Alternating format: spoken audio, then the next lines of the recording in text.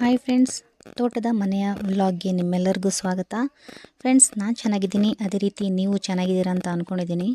Friends, ಇದು ನಾವು ಬೆಳೆದಿದ್ದಂತಹ ನಮ್ಮ ತೋಟದಲ್ಲೇ ಬೆಳೆದಿದ್ದಂಥ ಶುಂಠಿ ಬೆಳೆ. ಫ್ರೆಂಡ್ಸ್, ಈ ವರ್ಷ ವಿಪರೀತ ಮಳೆ ಆಗಿರೋದ್ರಿಂದ ಶುಂಠಿ ಒಳಗೆ ಕೊಳೆ ರೋಗ ಅನ್ನೋದೊಂದು ಬಂದಿದೆ.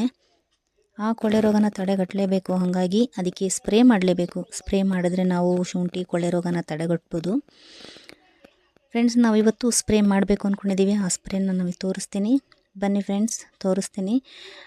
ಫ್ರೆಂಡ್ಸ್, ನೀವು ನನ್ನ ಚಾನಲ್ನ ಹೊಸದಾಗಿ ನೋಡ್ತಾ ಇದ್ದರೆ ಸಬ್ಸ್ಕ್ರೈಬ್ ಮಾಡ್ಕೊಳ್ಳಿ ಮತ್ತು ಶೇರ್ ಮಾಡಿ, ಒಂದು ಲೈಕ್ ಕೊಡಿ. ಫ್ರೆಂಡ್ಸ್, ಬನ್ನಿ, ನಾನು ಇವಾಗ ನಾವು ಯಾವ ರೀತಿ ಸ್ಪ್ರೇ ಮಾಡ್ತೀವಿ, ಯಾವ ರೀತಿ ಔಷಧಿ ಬೇರಿಸ್ತೀವಿ ಅನ್ನೋದನ್ನ ತೋರಿಸ್ತೀನಿ.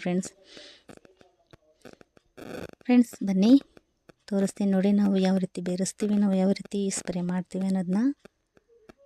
ಫ್ರೆಂಡ್ಸ್, ಇದು ಡ್ರಮ್ಮು. ಫ್ರೆಂಡ್ಸ್, ಈ ಡ್ರಮ್ಮಿಗೆ ನಾವು ನೀರು ತುಂಬಿಸ್ಕೊಬೇಕು. ಇದೇ ನೀರನ್ನ ನಾವು ಫುಲ್ಲು ನೀರು ತುಂಬಿಸ್ಕೊಂಡು ಈ ಡ್ರಮ್ಮಲ್ಲೇ ಔಷಧಿ ಬೆರೆಸಿ ಪೈಪ್ ಮೂಲಕ ನಾವು ಎಲ್ಲ ಶುಂಠಿಗೂ ಸ್ಪ್ರೇ ಮಾಡ್ತೀವಿ. ಬನ್ನಿ, ನಾವು ಯಾವ ರೀತಿ ಬೆರೆಸೋದು ಅಂತ ತೋರಿಸ್ತೀನಿ.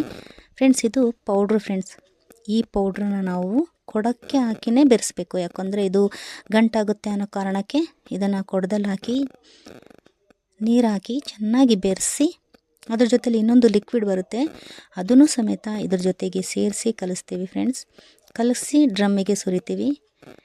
ಇದನ್ನು ಚೆನ್ನಾಗಿ ಕಲಿಸ್ಬೇಕು, ಕಲಿಸಿದ್ರೆ ಮಾತ್ರ ಅದು ಗಂಟಾಗೋದಿಲ್ಲ. ಫ್ರೆಂಡ್ಸ್, ಇದು ಲಿಕ್ವಿಡ್. ಈ ಲಿಕ್ವಿಡ್ನ ಅದ್ರ ಜೊತೆಲೇ ಸೇರಿಸ್ಬೇಕು, ಅದ್ರ ಜೊತೆಲೇ ಬೆರೆಸಿ ಒಟ್ಟಿಗೆ ಕಲಸಿ ಚೆನ್ನಾಗಿ ಕಲಿಸ್ಬೇಕು. ಇದೇ ರೀತಿ ಕಲಸಿ ನಾವು ಈ ಡ್ರಮ್ಮಿಗೆ ಸುರಿತೀವಿ. ಈ ಡ್ರಮ್ಮಿಗೆ ಸುರಿದು